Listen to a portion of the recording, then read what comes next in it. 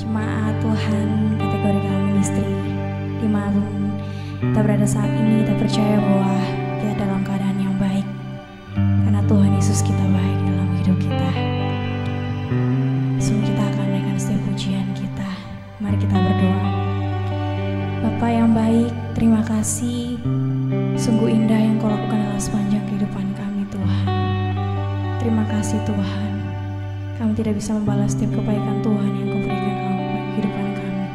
Biar terus dalam kehidupan kami membawa terus mempersembahkan yang terbaik kepada Tuhan.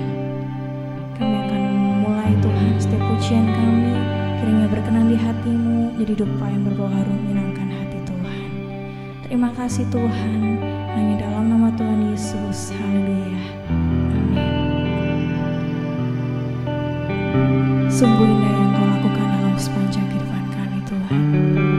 Sungguh besar pengorbanan-Mu dalam hidup kami.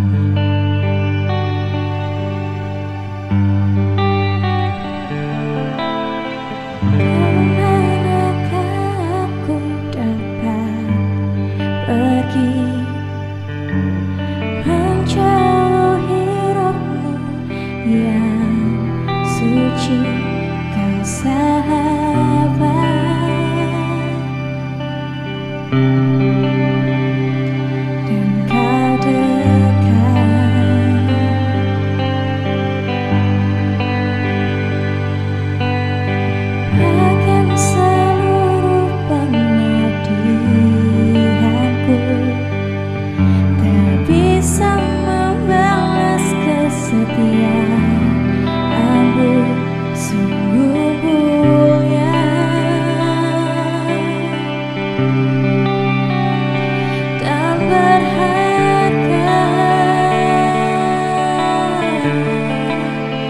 Sungguh besar pengorbanan-Mu bagiku,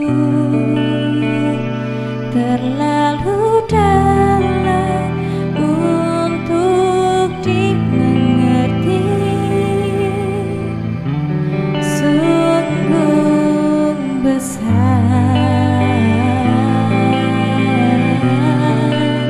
sungguh indah yang Kau pikirkan tentangku, tak terselami bagiku. Sungguh indah.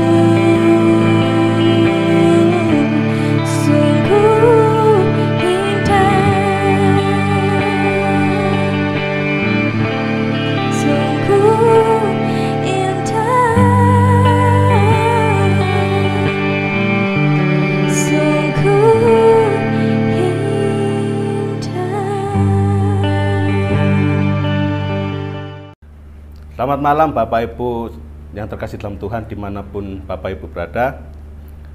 Pada hari ini kita akan merenungkan sebagian dari firman Tuhan. Sebelumnya kita berdoa. Terima kasih Tuhan buat malam hari ini. Bila kami ada sebagaimana kami ada itu semua karena anugerah Tuhan.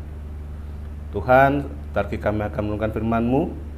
Kiranya firman-Mu ini menjadi berkat bagi kami semua. Terima kasih Tuhan dalam nama Tuhan Kristus. Haleluya. Amin. Pada malam hari ini kita akan membahas satu tema yaitu orientasi pelayanan. Terambil dalam kitab Keluaran pasal 7 ayat 1 sampai yang ke-5. Keluaran pasal 7 ayat 1 sampai 5. Akan saya bacakan. Berfirmanlah Tuhan kepada Musa, "Lihatlah aku mengangkat engkau sebagai Allah bagi Firaun dan Harun abangmu menjadi nabimu. Engkau harus mengatakan segala yang kuperintahkan kepadamu.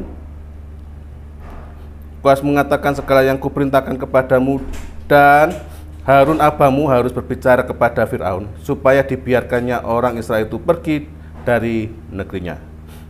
Tetapi aku akan mengeraskan hati Firaun dan aku akan memperbanyak tanda-tanda dan mujizat-mujizat yang kubuat di tanah Mesir.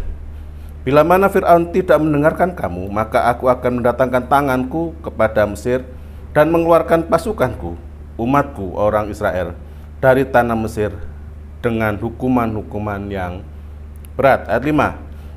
Dan orang-orang Mesir itu akan mengetahui bahwa akulah Tuhan apabila aku mengacungkan tanganku terhadap Mesir dan membawa orang Israel keluar dari tengah-tengah mereka.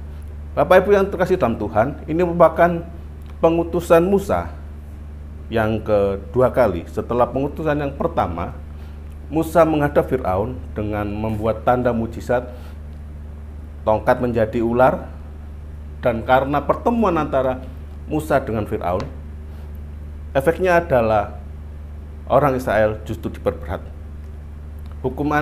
Sebagai hukumannya, orang Israel justru diperberat. Mereka harus membuat batu bata yang sama banyaknya, tetapi jeraminya tidak diberi.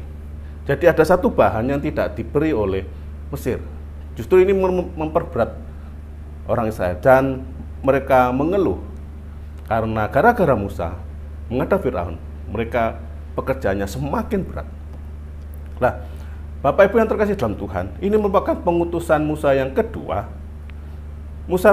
Tuhan berkata, "Kamu harus pergi kepada Firaun, engkau harus mengatakannya bahwa bangsa Israel harus pergi." Tetapi ada satu yang menarik di ayat yang ketiga, di situ dikatakan, "Tetapi aku akan mengeraskan hati Firaun." Ada satu yang menarik. Tuhan yang mengutus, tetapi Tuhan justru yang mengeraskan hati Firaun.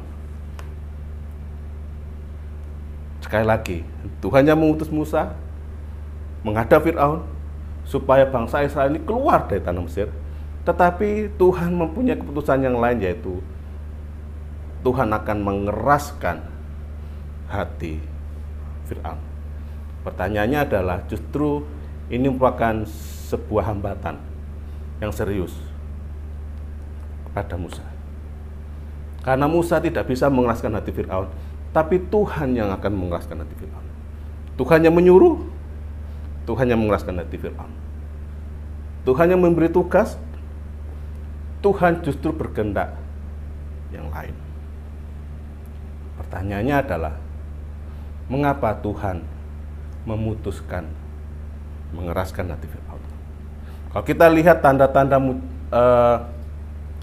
tulah-tulah yang diberikan oleh bangsa Israel, ada 10 tulah. Itu merupakan hasil Tuhan mengeraskan hati Firaun. Masih dalam satu pertanyaan, kenapa Tuhan itu justru memilih mengeraskan hati Firaun? Jawabannya adalah di ayat yang ke-5. Di sini dikatakan, "Dan orang Mesir itu akan mengetahui bahwa akulah Tuhan." Dan orang Mesir itu akan mengetahui bahwa akulah Tuhan. Sekali lagi, Dan orang Mesir itu akan mengetahui bahwa akulah Tuhan. Tuhan di sini tidak memakai kata Elohim, tetapi Yahweh. Di sini kita bisa belajar bahwa sebenarnya tujuan Tuhan mengeraskan hati Firaun adalah supaya Tuhan ingin menyatakan dirinya kepada orang Mesir. Oleh karena itu Tuhan berkata, akulah Tuhan, akulah Yahweh, akulah Allah orang Israel. Kita tahu bahwa Mesir itu punya banyak dewa. Dewa tertinggi adalah dewa matahari. Di bawahnya ada begitu banyak dewa-dewa. Ada dewa perang, ada dewa kesuburan dan segala macam. Tuhan ini menyatakan bahwa akulah Tuhan yang akan mengeluarkan bangsa Mesir, yang mengeluarkan bangsa Israel dari tanah Mesir. Jadi, kenapa Tuhan mengeraskan hati Firaun? Kenapa Tuhan itu ingin membuat alasannya kenapa Tuhan itu sedikit membuatkan jalan terhadap tugas Musa? Karena Tuhan ini menyatakan kepada orang Mesir bahwa akulah Tuhan.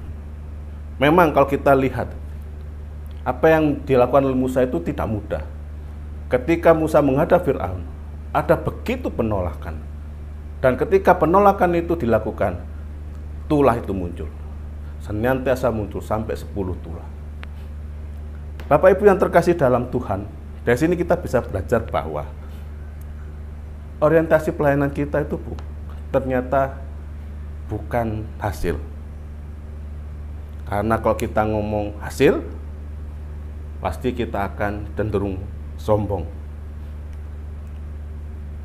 Kalau bukan saya yang mengerjakan, kalau bukan saya yang melakukan, tidak ada lagi. Karena orientasinya adalah hasil. Jemaat banyak itu karena saya penginjilan. Jemaat yang banyak diberkati karena saya lebih banyak menginjili. Saya masuk di desa-desa. Ketika orientasi itu berdasarkan hasil, maka kita menjadi orang yang sombong dan melupakan bahwa segala sesuatu yang kita lakukan itu semua karena anugerah Tuhan. Orientasi pelayanan itu juga bukan karena jabatan. Kalau jabatan, maka pasti setiap pelayan Tuhan pasti akan saling iri, saling sikut, saling bully, saling menjatuhkan dan sebagainya. Karena orientasinya adalah jabatan, dan jabatan ini menggiurkan sekali. Orientasi pelayanan bukan kepada juga ketenaran. Bukan. Kita tahu semua bahwa zaman ini zaman yang sudah maju. Ada banyak hal yang bisa membuat kita tenar. Tapi orientasi pelayanan kita bukan pada ketenaran.